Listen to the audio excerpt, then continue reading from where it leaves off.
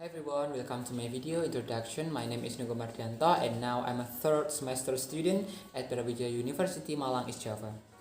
First of all, I would like to thank God and all parties for this valuable opportunity. I recorded this video to deliver a speech on the theme of education, namely elevating youth voice to improve the quality of the education system in Indonesia. Hopefully my video can be accepted and it can provide benefits for all of us.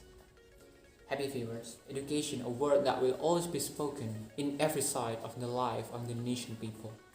History records that the Indonesian people began to recognize the formal education system in 1901, which was introduced by the Dutch colonial government. At the time, education was only devoted to European circles, nobles, and officials. Since then, the education system began to spread throughout the country and began to become the most important part of society. Not only in that, the era of 1940s, when the colonial government fell and replaced by Japan, independence was finally achieved after a hard struggle and full of sacrifices, which also marked the independence of education system in Indonesia. Starting from 1947, formation of the Teaching Investigation Committee of the Republic of Indonesia, which marked the initial milestone of the education system in Indonesia. This committee provided access to education that was as fair as possible to the nation's young generation. All viewers, education is not something that is only obtained by certain circles. Education is a right that must be fulfilled by the state for all young Indonesians without any exception. We as a big nation must of course always remember and care about this thing. The law of the Republic of Indonesia clearly states that one of the goals of the Republic of Indonesia is to educate the life of the nation. It is absolute and clear, and we must always remember it. Our nation is made of extraordinary diversity. However, why does it seem as we can't make it a whim that can deliver our education according to the dreams of the nation's founders, and in the end be able to lead this nation to become strong, respected, and influential nation in the world?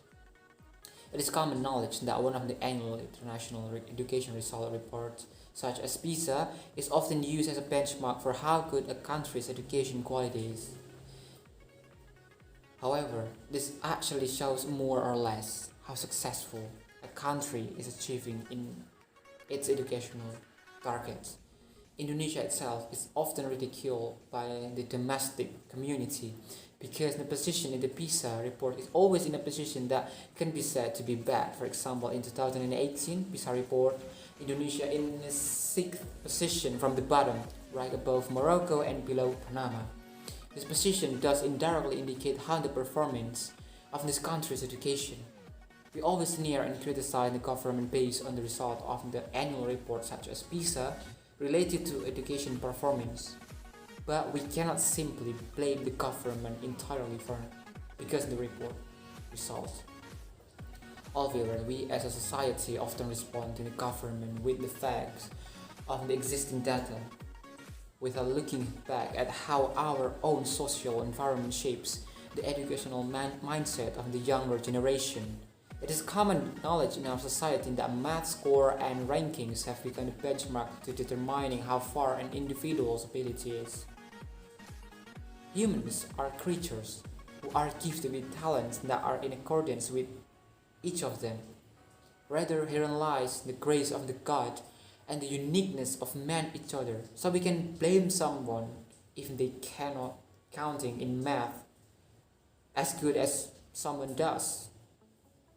Science is something that is obtained and learned by humans who come from the environment around humans themselves. We cannot create pure knowledge from ourselves, but we must always be surrounded by space and time. With our minds, we are able to create a mindset that will eventually trigger the emergence of science. Indonesia contains a lot of diversity, and I can say if every citizen of Indonesia, they have DNA of the national diversity. But there's one question: why? Why don't we investigate a little bit from that culture? Are they valuable nation, from the diversity. Viewer, perhaps all of you have been wondering what is the connection between culture and science. In fact, these two things cannot be separated. Science will always develop along with the development of culture. Let's suppose that our society really sees the nation's culture as a valuable asset, and in the end, they actually start to use it as a source of teaching for the younger generation will strengthen the nation's culture as an identity and source of knowledge and make the young generation of this nation intelligent mindset, but the intelligence is obtained from the noble values of the nation.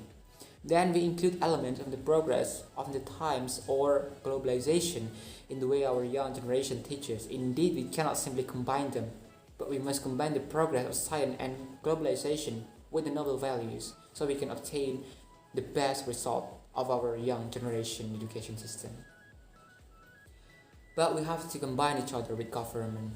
However, the government also cannot simply make teaching policies that follow the progress of the globalization without giving a large portion of the noble values contained in the nation's cultures.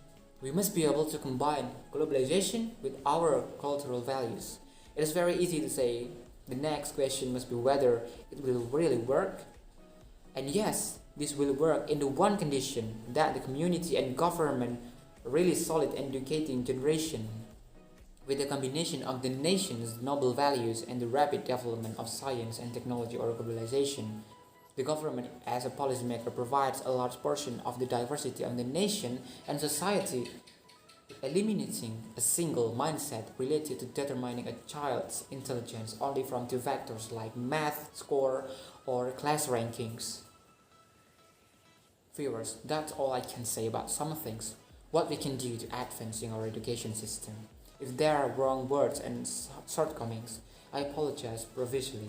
Thank you all for attention of the viewers. I ask for the support of the viewers and don't forget to like, comment, and follow at Bonapasogit Mengajar social media account. See you again.